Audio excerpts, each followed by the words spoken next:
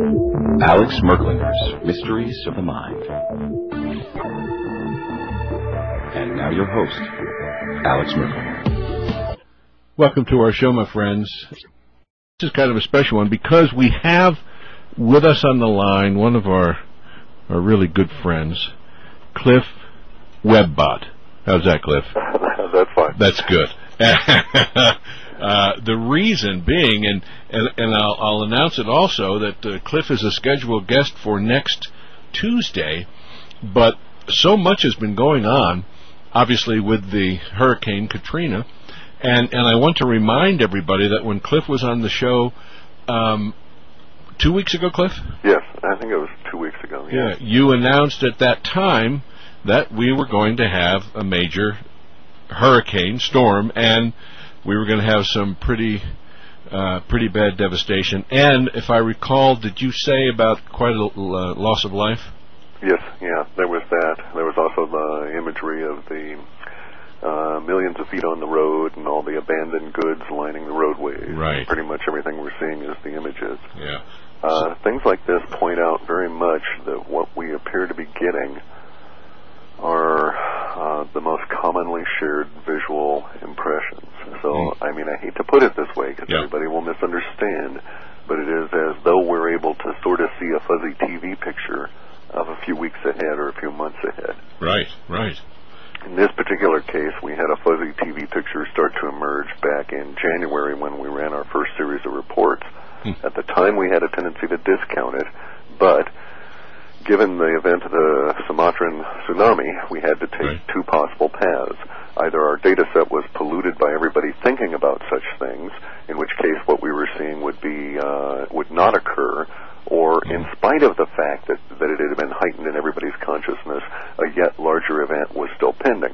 We chose the latter half to err on the side of caution and look like a fool if we were wrong. Sure, right. Unfortunately, that was not the case. Exactly. You know, one of the problems with the forewarning and foreknowing, if that's a proper term, is that very few people do something about it, and in the case of New Orleans, there's very little that people could do anything about it. As a result, look what's happening now. I mean, it's just unbelievable what's going on there. Well, that would be true in the short sense, but let's remember that if we'd really thought about this 10 years ago, a great deal could have been done. Of course, if the powers that be, the government, would listen. Right. Essentially, if they weren't such assholes, that would be certainly the case. Yes. Well, I know the word too. I've used it a few times today. Now, Clif, in addition to the prediction, I was going to say the city going into the mud. Yeah. Yes. Returning to the mud from which the bricks were made was the more poetic version of it, yeah. Do you, or have you been able to determine or decipher what the immediate future will be for New Orleans, Biloxi, and that whole area down there? Now you're getting into an area in which we can apply analysis, and that's an entirely different set of features relative to our predictive work. In other words, the WebBot stuff, we try and get as large a look ahead as we can. Bearing in mind this all purely for entertainment purposes for the unengaged mind to do something with. Right. Okay. Okay. Now, that having been said, our goal is never to really concentrate on anything that's current, but rather to filter out from the current the preconscious vibrations of what may be ahead in a few months. And we're doing it on an emotional level. It doesn't really quite work that way. We can certainly apply the standard ladder math to the spread of any disaster and suggest that this is going to seriously impact the nation as a whole. Yeah. We're going to have gasoline shortages, food shortages, that kind of thing ripple out for months.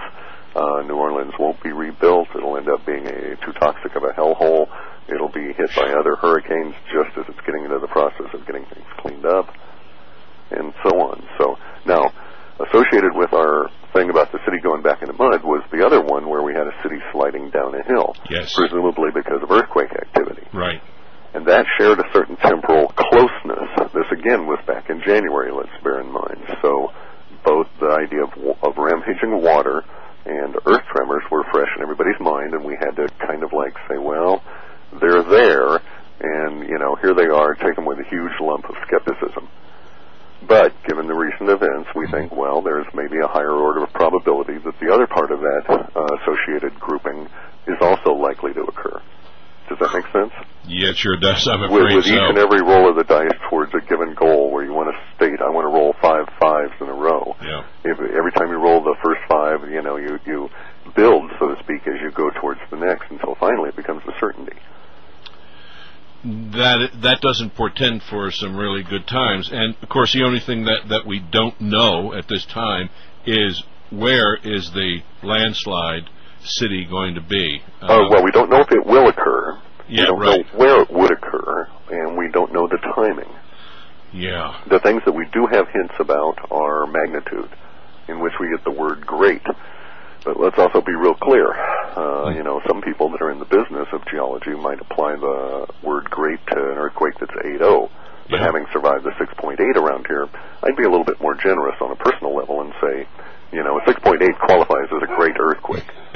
Yeah, I guess it does. I've been in, I think, a 2 in L.A., and I was gone out of there in 2 days, so I can imagine what it was like for you guys. I was 9 miles from the epicenter, and it damaged the property severely. Still lots of it unrepaired. Wow. And it was quite the shake-up. I went through the 8.0s in Mexico City in 94. And that was bad, but actually the 6.8 up here was personally inexperienced in a worse fashion. My gosh. Obviously, Cliff, everybody, the first thing that we think of when we think of a devastating earthquake is California, because that's where they all go. But if you're USA centric, that's yes. Your view, certainly. Yeah, but it could also be anywhere. I mean, if it could be Tehran, it could be Japan. In fact, there's a lot to suggest that the weaker parts of the planet at the moment are those, if you will, vaguely triangular tips of the larger plates. So that would present the Pacific plate. That would present the Honshu Ridge, right? Against which we have the Inzo Trench and a few other trenches merging as a weak spot, which would present, logically, the most likely spot for such a large shift to occur.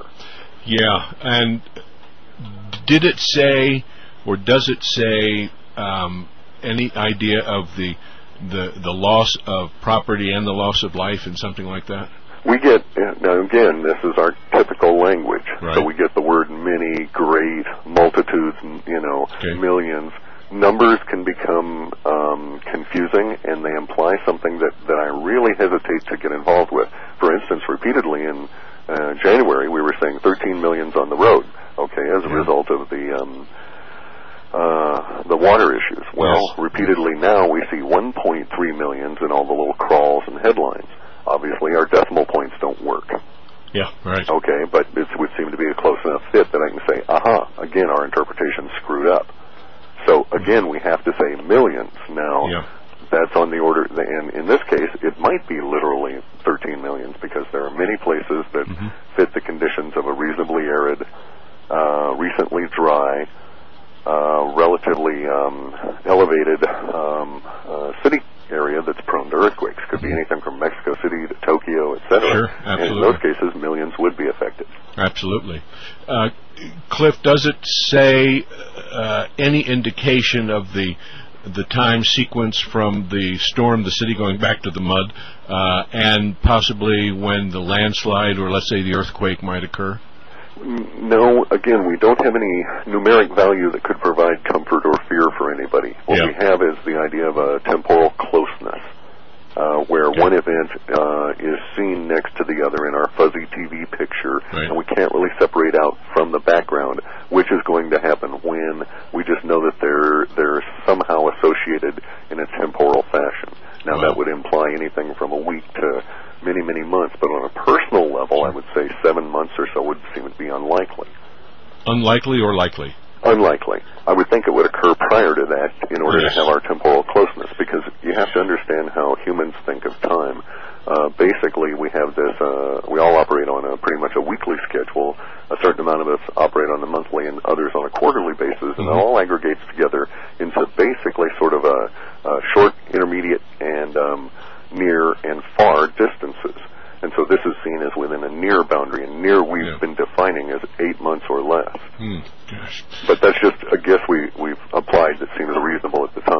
Yeah. You know, we've had quite a few of our listeners contact us because the last couple of times you've been on, you talked about the woman of dark aspect. Correct. And also the guy with the dreadlocks. And good friend Joel wrote in and he said, you know, that Katrina woman, Correct. dark aspect with the storm. Oh, it gets even stranger than that if you explore the etymology of the word Katrina itself. What's that? You find that in the Eastern European countries, it does indeed a dark-hooded woman. Oh, really? Oh. Yeah. Well, this one did not see as such, had no legs. Yeah. So instead of a But let's be real clear about that. Our wording was actually a little bit more ominous because it said blind in both eyes, lame in both legs, walks on crutches slowly. That might imply another whole set. Wow. Yeah. Yeah. A whole other eye, a whole other set of legs, etc. Yeah, because the eyes could be the eye of the hurricane. Correct. And the whole aspect of blooded, evil yet not evil. You know what I'm saying? Yeah. And it does cause evil, and evil originates, but there's no real intent, so to speak, in that. Yikes. Boy, oh Yeah, boy. really spooky, yeah. Yes, it is. And we've talked off the air, too, about the dreadlocks, and that could very well be one of the indications of, I'm sorry to say, but a nuclear blast, because some of them actually look like that if you look at certain types of blasts. Yes, indeed, yeah. And if you're going into an allegorical, then that's as good a guess as anything else. Yeah. And at this stage, we have no reason to suppose that it's anything other than archetypical or metaphoric language until it's proven to us that, you know, it actually points to an individual. Yeah. We can't assume that it does. Cliff, on the WebBot readings, and you had one since the last one of this set anyway. Have you come up with any more information that can be added to what we're talking about now, meaning whether it's the hurricane or whether it's an earthquake or even, you know, something as powerful as a volcano? We don't have anything specific yet because we're too early in the process. Our processing requires many days to run, and we get certain amounts of things at the moment, but don't have our bigger view yet. We really start producing the pages more or less early tomorrow morning through the next few days. We hope to have it posted on Sunday. Okay, so by next Tuesday when we do the show, we might have some more information. Oh, sure. We'll have been through the first set of immediacy values. Yes. What we do is we take the data, and then we chunk up the words based on whether their impact is an immediate, short-term, near-term,